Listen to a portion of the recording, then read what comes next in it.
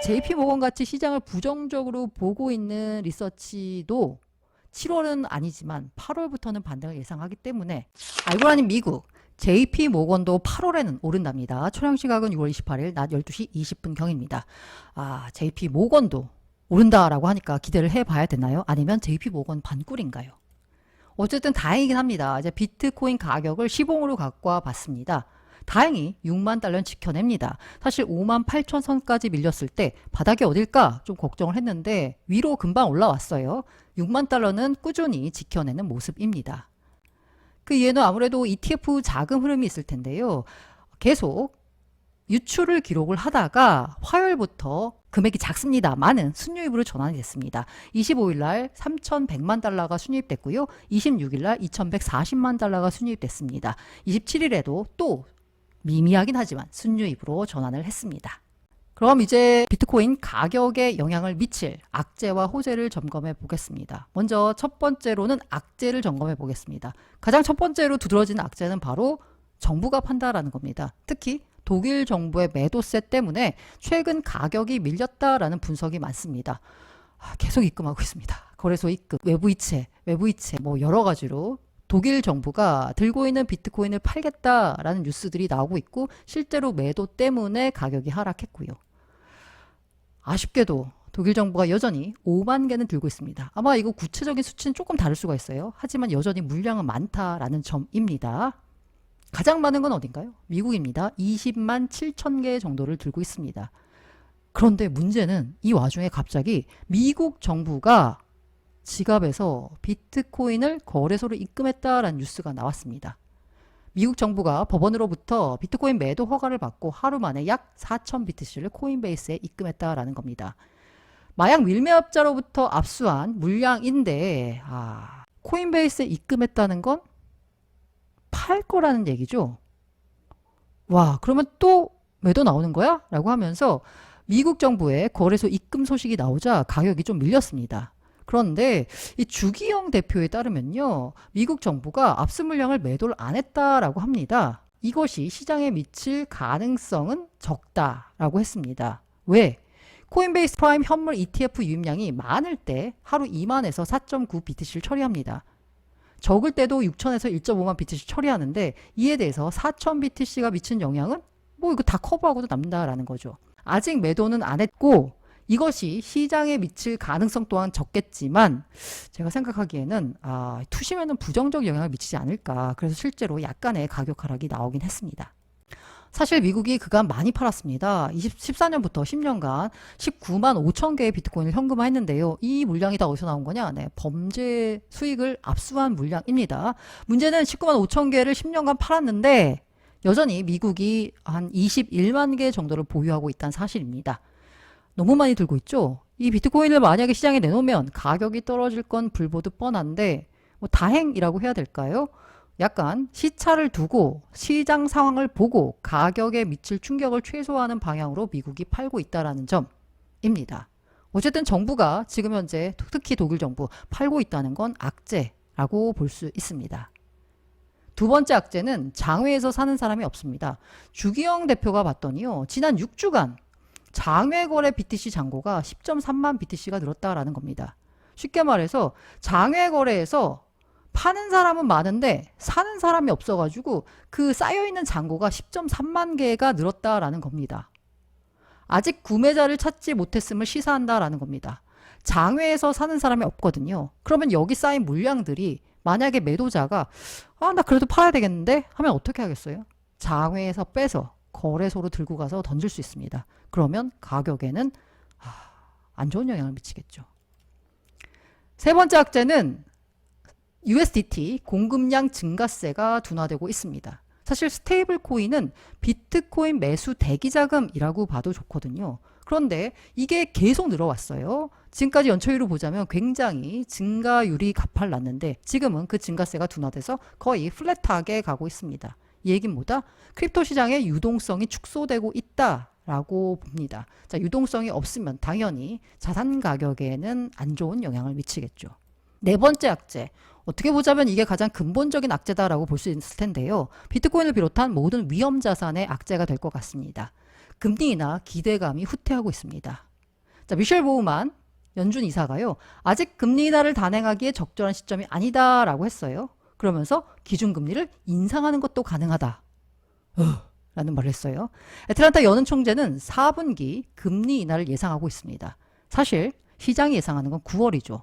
그런데 4분기라면 더 늦춰질 것 같다라는 겁니다. 말씀드린 대로 지금 인하 부적절 추가 인상 의향까지 있다라고 보우만 이사가 말했다라고 했잖아요. 자, 그러면 미셸 보우만 이사는 과연 어떤 성향일까? 제가 일전에 연준 설명드리면서 연준 인사들의 성향을 파악할 수 있는 사이트를 소개시켜 드렸죠. 로이터에서 만든. 그 사이트에서 보자면 사실 비둘기파부터 위로 쭉 순서대로 나열하거든요. 그래서 매파를 가장 아랫단에 위치합니다. 그런데 미셸 보우만 이사가 가장 아랫단에 위치한 유일하게 현재로서는 한 명이는 완전 매파입니다. 게다가 보우만 이사라는 말씀을 드렸잖아요. 연준 이사는 표가 항상 있습니다. 지역 연은 총재는 번갈아 가면서 표를 갖는데 이 연준 이사들 같은 경우에는 계속 표를 갖고 있기 때문에 이 표를 갖고 있는 보우만 이사가 굉장히 강한 매파적 성향을 띠는 게 그닥 시장에는 좋지 않죠. 그럼 반면에 호재는 없냐? 호재는 일단 고래는 산다라는 겁니다.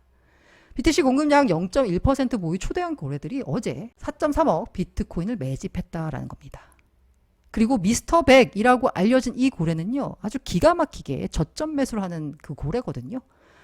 107 BTC 추가 매수하고 209 BTC 추가 매수하고 비트코인 가격이 떨어지는데 추가 매수를 하고 있습니다. 특히 이 고래들 같은 경우에는요, 사실 개인들은 떨어지면 더 떨어질까봐 무서워서 오히려 공포의 툼에 던지는 경우가 많습니다. 그러나 고래들은 6만 달러를 일시미 돌았을 때 4.36억 달러의 비트코인을 매집했다라고 합니다. 6만 달러 밑으로 밀리니까 오히려 바이 더 딥, 기회다라고 해서 더 사들였다라는 거죠.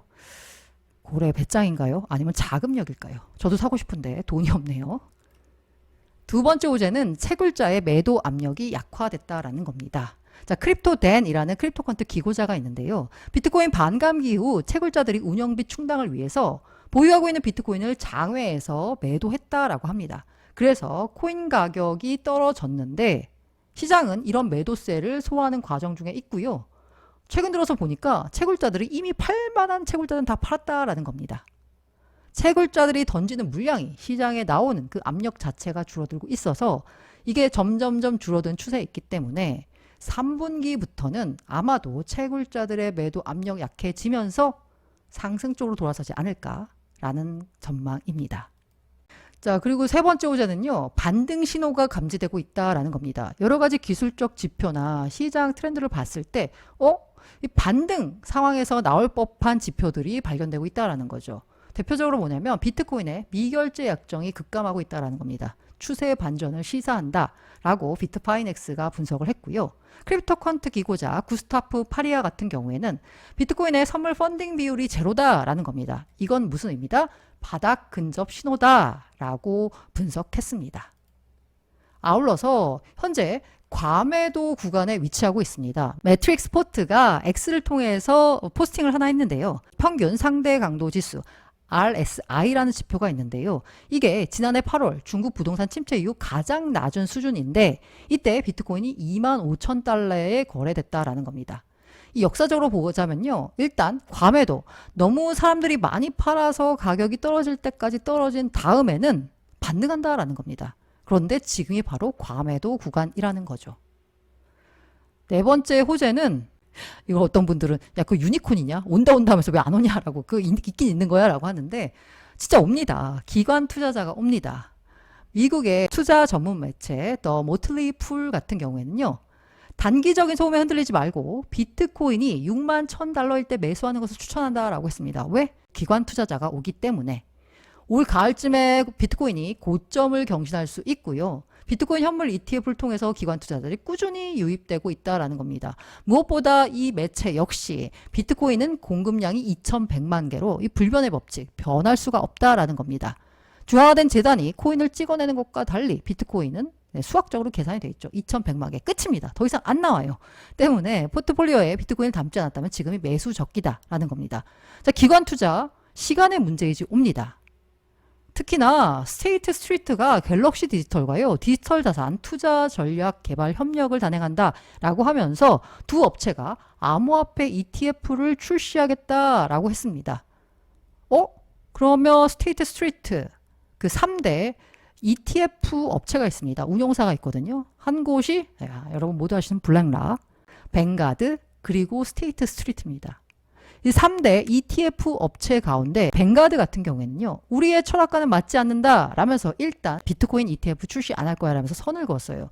그런데 공교롭게도 이번에 뱅가드의 CEO로 수장으로 부임한 사람이 블랙락에서 비트코인 ETF 출시를 총괄했던 사람입니다. 그래서 아마 뱅가드도 시간이 지나면 입장을 바꾸지 않을까라고 기대하고 있고요. 스테이트 스트리트 같은 경우에는 뚜렷한 입장이 없었는데 이번에 갤럭시 디지털과 협업하면서 조만간, 지금은 일단 암호화폐 ETF 시작합니다. 이건 뭐냐? 암호화폐 관련된 기업에 투자한다, 그리고 선물 ETF에 투자한다는 ETF거든요. 그런데 이제 아마도 지금 당장은 아니지만 비트코인 현물 ETF도 세계 3대 ETF 운용사 가운데 하나인 SSGA가 내놓지 않을까라고 기대해 봅니다. 그리고 블랙락 같은 경우에는요, 제가 이거 아크가 주로 이렇게 많이 한다 그러는데, 아크가 예를 들어서 이노베이션 ETF가 있으면 그 이노베이션 ETF의 구성 항목 중에 하나로 비트 ETF가 들어갑니다. 그래서 아크가 들고 있던 자신들의 그레이스케일 신탁을 팔고서 자신들의 ETF 상품으로 다 갈아 끼우기를 했거든요. 예를 들면 아크 같은 경우에 이노베이션 ETF는 이노베이션, 혁신적인 산업에 투자하는 ETF다. 그럼 혁신적인 산업의 하나로 비트코인을 사야 되는데 진짜 비트코인을 살 수는 없고 이게 ETF다 보니까 ETF화된 비트코인을 사야 되면 기왕이면 자기네 ETF를 사면 되잖아요. 블랙락이 대표적입니다. 글로벌 얼로케이션 펀드가 지금 현재 180억 달러 규모거든요. 이 펀드가 방금 전 비트코인 현물 ETF를 매수한 것으로 확인됐다라고 비트코인 매거진이 보도를 했는데요. 이 글로벌 얼로케이션이잖아요. 그러니까 글로벌리 자산을 배분하는 펀드예요. 공모펀드 같은 경우에는, 일반 투자자를 대상으로 하는 펀드 같은 경우에는 투자 전략이 바뀔 경우에는 SEC에 보고를 해야 됩니다. 비트코인이라는 새로운 자산에 투자를 하겠다라고 하는 사실을 이미 SEC에 보고했어요. 왜? 자산을 배분할 때 비트코인은 뺄 수가 없는 거거든요. 그럼 비트코인을 앞서 말씀드린 대로 ETF를 투자하는, 펀드가 투자할 수 있는 방식은 ETF를 통해서 해야 되죠. 진짜 비트코인을 살 수는 없고요. 그래서 그럼 ETF 형태로 된 걸 사야 되는데 뭘 사냐? 자기네 걸 사면 됩니다. 그래서 IBIT를 샀다라는 겁니다. 그런데 블랙락이 평가를 해봤을 때 자산 배분 차원에서 비트코인에 대한 비중을 늘려야 되겠다라고 하면 어떻게 돼요? 비트 ETF, 그러니까 IBIT, 비트코인 ETF에 대한 매수 수요가 발생할 때고, 그건 결과적으로 비트 매수 수요로 이어지는 거죠. 기관 자금이 들어오는 겁니다. 특히 블랙락 같은 경우에는요, 이 비트코인 ETF가 지금 현재 밀고 있는 주력 상품입니다. 올해 내놓은 신규 ETF 상품 가운데 비트코인 ETF로 자금이 가장 많이 들어왔거든요. 블랙락이 내놓은 신규 상품 가운데요. 그러면 궁금한 거,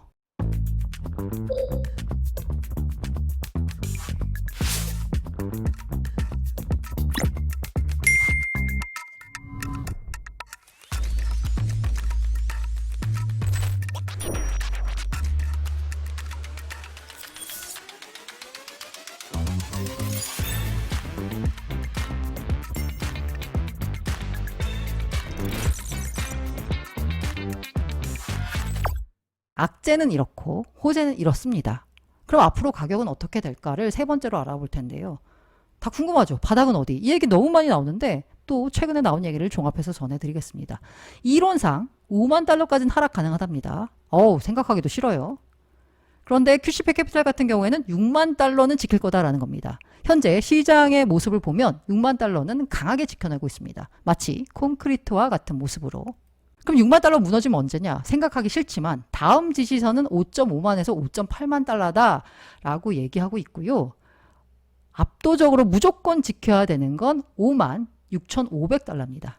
이걸 상승, 이 위쪽에서 마감을 해야지 상승 추세가 유지된다라는 기술적 분석이 나왔거든요. 지금 현재 모습은 일단은 6만 달러는 강하게 지켜내는 모습입니다.